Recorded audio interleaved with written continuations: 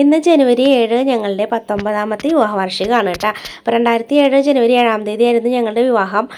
അപ്പോൾ രാവിലത്തെ ബ്രേക്ക്ഫാസ്റ്റിൻ്റെ പണികളും കുട്ടികളെ സ്കൂളിലേക്ക് പറഞ്ഞയക്കലൊക്കെ കഴിഞ്ഞപ്പോൾ ഞാനും ചേട്ടനും കൂടിയിട്ട് ഞങ്ങൾ തൊട്ടടുത്തുള്ള അമ്പലത്തേക്ക് ഒന്ന് പോവുകയാണ് കേട്ടോ. അപ്പോൾ വാർഷിക ദിവസം ഇതുപോലെ അമ്പലത്തേക്ക് പോക്ക് പതിവുണ്ട്. അപ്പോൾ കഴിഞ്ഞ വർഷം നമ്മൾ ഒരുപാട് അമ്പലങ്ങളിലൊക്കെ പോയിട്ടുണ്ടായിരുന്നു. അതിൻ്റെ വീഡിയോ ഒക്കെ നമ്മൾ ചാനലിൽ ഇട്ടിട്ടുണ്ട്. അപ്പോൾ ഇവിടെ നമ്മുടെ തിരുവാതിര ഉത്സവമൊക്കെ കഴിഞ്ഞിട്ടുള്ള ഒരു ടൈമാണല്ലോ, അതിൻ്റെയാണ് കേട്ടോ ഈ പന്തലും പരിപാടിയും കാര്യങ്ങളൊക്കെ ആയിരുന്നു അവിടെ. അപ്പോൾ അങ്ങനെ ഉള്ളിലൊക്കെ കയറി പ്രാർത്ഥിച്ച് കഴിഞ്ഞ് നമ്മൾ ചുറ്റമ്പലത്തിന് പുറത്തേക്ക് ഇറങ്ങി ചുറ്റി പ്രാർത്ഥിക്കാൻ വേണ്ടിയിട്ട് പോവാണ് കേട്ടോ.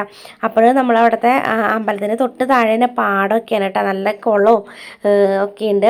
അപ്പോൾ അവിടെ എന്താ പറയുക, നല്ല ഭംഗിയിലാക്കിയിട്ടുണ്ട്. അവിടെ കുറേ കാടൊക്കെ പിടിച്ചിട്ടാണ് കിടന്നിരുന്നത്, അതൊക്കെ മാറ്റി ഇപ്പോൾ നല്ല വഴിയും കാര്യങ്ങളൊക്കെ ആക്കിയിട്ടുണ്ട്. അപ്പോൾ പാടത്തൊക്കെ നിറയെ പൂക്കളും പിന്നെ ഇരിക്കാനുള്ള എന്തൊക്കെയോ സെറ്റപ്പൊക്കെ ഉണ്ടാക്കി വെച്ചിട്ടുണ്ട് കേട്ടോ.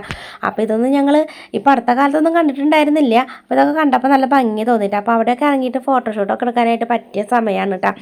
അപ്പോൾ എന്താ പറയുക, ചേട്ടനെ ഓട്ടമുണ്ട്, അപ്പോൾ പെട്ടെന്ന് പോകണമെന്ന് പറഞ്ഞിട്ട് അവിടേക്കൊന്നും ഇറങ്ങാൻ സമ്മതിച്ചില്ല കേട്ടോ. അപ്പോൾ ഞാനിതൊക്കെ കണ്ടിട്ട് കുറച്ച് നാളായിട്ടുണ്ട് കേട്ടോ, അതുകൊണ്ട് ഇറങ്ങി നിന്നിട്ട് അവിടെയൊക്കെ ഒന്ന് കണ്ടതാണ് കേട്ടോ. പോണ സമയത്ത് നമ്മുടെ അമ്പലത്തിൽ പായസമൊക്കെ ഉണ്ട് കേട്ടോ. അപ്പോൾ അതൊക്കെ കഴിച്ചിട്ടാണ് ഞങ്ങൾ പോണത്. അപ്പോൾ എല്ലാ പ്രാവശ്യവും ഇവിടുന്ന് ഇങ്ങനെ പായസം കഴിക്കാറുണ്ട്. അവിടെ പായസം ഉണ്ട് വെച്ചാൽ ഞങ്ങൾ കഴിച്ചിട്ടാണ് പോകാറുള്ളത്. അപ്പോൾ പുറത്തേക്ക് ഇറങ്ങിയിട്ട് പിന്നെ ഞങ്ങളുടെ ഒരു ഫോട്ടോഷൂട്ടും കാര്യങ്ങളൊക്കെ ഉണ്ട് നമുക്ക് സ്റ്റാറ്റസ് ഇടാൻ വേണ്ടിയിട്ട്. അപ്പോൾ പിന്നെ ഞങ്ങൾ ചായ കുടിക്കുകയാണ്. ചേട്ടന് ഓട്ടമുണ്ട്, അപ്പോൾ പോകണമെന്ന് പറഞ്ഞപ്പോൾ ചേട്ടന് പെട്ടെന്ന് ചായ എടുത്ത് കൊടുത്തു.